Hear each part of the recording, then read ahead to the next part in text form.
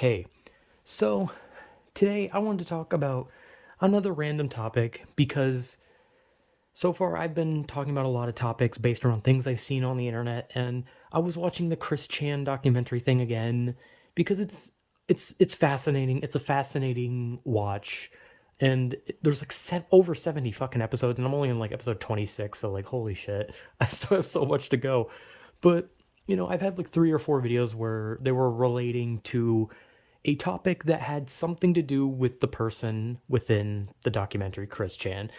And one thing from the documentary that if anyone has seen any of the documentaries on Chris Chan or knows who that person is, they know that he at the time when Chris Chan was a he used to have a love quest where he was obsessed with finding true love, and eventually he dropped that and just straight was like, yeah, I don't really care anymore about love. I want sex, right?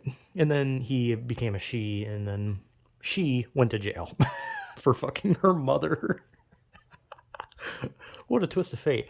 But with the whole idea of that, it made me kind of think. I was thinking about talking about hopeless romantic, right? But the term hopeless romantic is a heavier term, right? Like, hopeless romantic implies that the person is very, very involved and obsessive over the idea of love, right? Love conquers all type shit. It's a bit too heavy for what I wanted to talk about myself. So I decided to go with like being a sucker for love because the term of being a sucker for something sounds weird. It sounds very blowjob esque, you know. You hear that and you think like, oh, this person would literally suck someone off for this type of thing. And granted, there's probably some people that would suck someone off for love, but like this isn't. That's not what I'm talking about. Maybe unless that's like on the table. I don't know. What the fuck am I talking about? Sorry. Anyway, I have brain damage.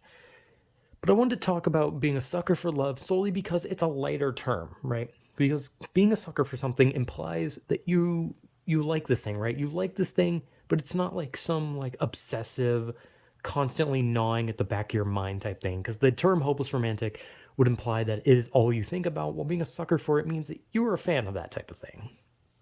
Now, what I mean is, for the best example is me in general, because I mean I'm the one fucking talking, so obviously my egotistical dipshit self is gonna probably talk about myself.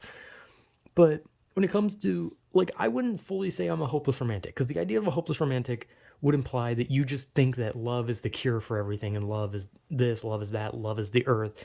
But the reality is, I know what love is. I've never experienced it, and I probably never will. But I understand what it truly is, and it's not that grandiose. It's not like some deity. Okay, it's just a chemical in a person's brain. But I am a sucker for love in the sense of maybe not like, okay, for the best example, I don't like romance movies.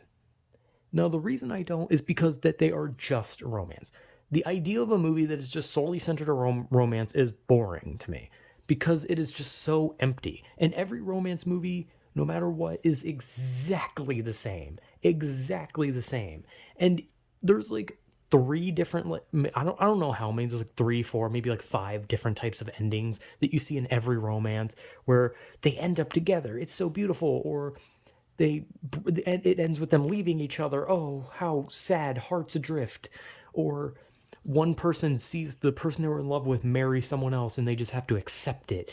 Or they see someone they love get married and they barge in, they're like, no, that person belongs with me. And then they sweep them off their feet and it's romantic, right?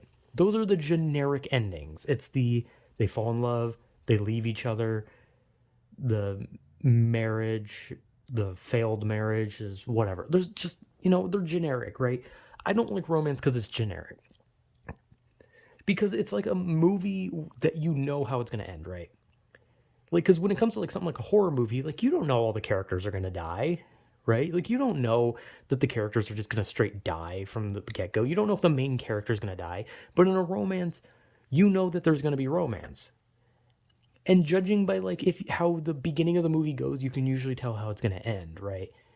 If like, because they'll always have a character who's like, I aspire to get married, and then by the end of it they'll get married to either the main character or to someone else.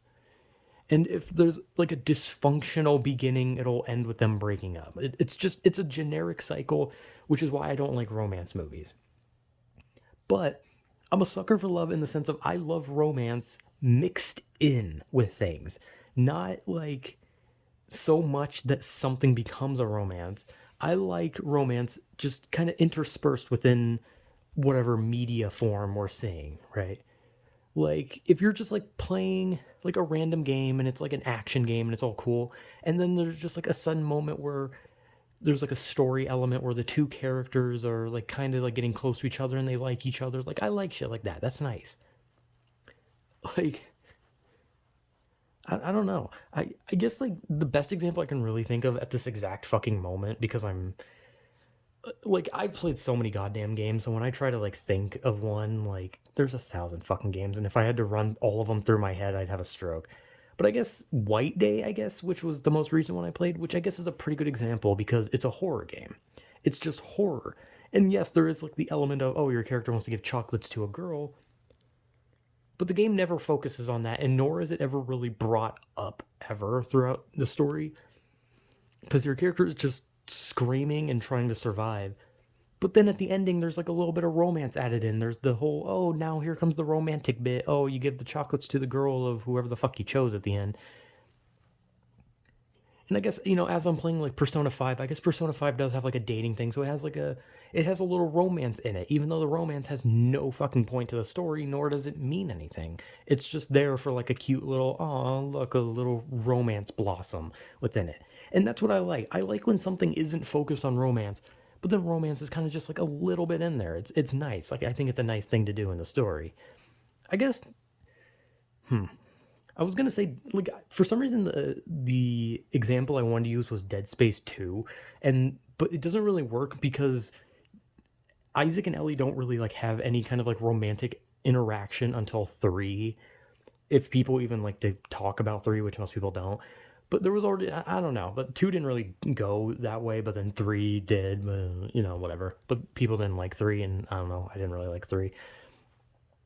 But I'm a sucker for love in that sense, and I'm always happy to like see other people like in love and stuff. And that's like one of those things where people are like once you say that, that's when people are like, oh, so you're like a voyeur, right? You're into voyeurism type shit. And it's like, no, I'm not a cuck, I'm not a stalker, and I'm not a voyeur. What I mean is when I see people in a happy relationship, I'm happy for them, right? And I like hearing about people's relationships, right? Like if I talk to my cousin, like I like to hear about, him and his boyfriend, right? Like if he has like a story where, like about them going somewhere and, having a good day, like I'd be happy to hear that. Like I like romantic stories, right? So at the end of the day, the best example I can give is that I'm a huge sucker for love, and I'm sure there are a lot of people that are, and there's a lot of people that are just outright jealous of shit where they don't want to hear anything, they don't want to see romance because it makes them angry. Grr, those damn dirty relationshipers! How dare they be happy when I'm miserable? Type people, and I can attest to being like a jealous person on like some instances of things, but I think the only time I've ever really been jealous of people is when I see people who are just like happy. Not really relationship things. Like if I see people in a relationship, I'm like a little jealous where I'm just kind of like, man, I wish I could be in like a happy relationship like them. But at the end of the day, that passes compared to like just seeing like a genuinely happy person where I'm like, God, I wish I could be that fucking happy. But I always love romance related things, even if I don't like full fledged romance movies and shit, because I think they're a bit just like too on the nose and it's just like too obvious and they're usually just boring. And sometimes they're just kind of like unrealistic to a point where it's just kind of like, ugh. Because like the unrealistic stuff is like interesting sometimes, but when it comes to romance, a lot of the time like unrealistic things are usually just like a guy takes his shirt off and flexes his muscle, and the girl swoons. She gets hearts in her eyes, and she's in love. Oh golly gosh! Like, and it's like, meh. Like it's overdone. But I'm definitely a sucker for romance in that sense. Not a hopeless romantic because I still think that's too heavy a term. And I'm sure there's a lot of people that are like a bit hooked onto romance just from like perceiving it rather than really experiencing it. And most of those people who perceive it a lot don't really get it, right? Like, just because you are a fan of romantic type stuff does not mean you're going to be into a romantic situation ever. If anything, the more interested you are in romance, the less likely you are to have it, which is why that's probably why you see so many people in relationships who seem to hate each other, and it's because they just kind of date without actually caring about the idea of dating. They were just like, hey, you want to be together? Okay, cool, we're together now. The end. But I don't know. I don't know what the fuck I was really talking about. It just kind of came to me because of the again, I just keep watching this fucking documentary because I'm so fascinated by it. And I see certain things, though I think with the whole Chris Chan documentary, I can fully say that it's not a sucker for love as much as it is just, I think at that case, he was a full hopeless romantic. And even when he became a she was a hopeless romantic. And then she got a little too romantic with her mother. But yeah, I keep talking about this documentary because I'm watching it, and it keeps bringing up like these ideas of things maybe I could talk about. But it's a pretty interesting thing. So I would honestly advise it if anyone doesn't know anything about Chris Chan, I'd watch these. It's such a fascinating story of like a person that almost when you watch it, you almost wish that this person's life was a little better. Because you watch like from watching it, I can just say that like it's almost like I watch it and I'm just like, damn, I kind of wish things were better.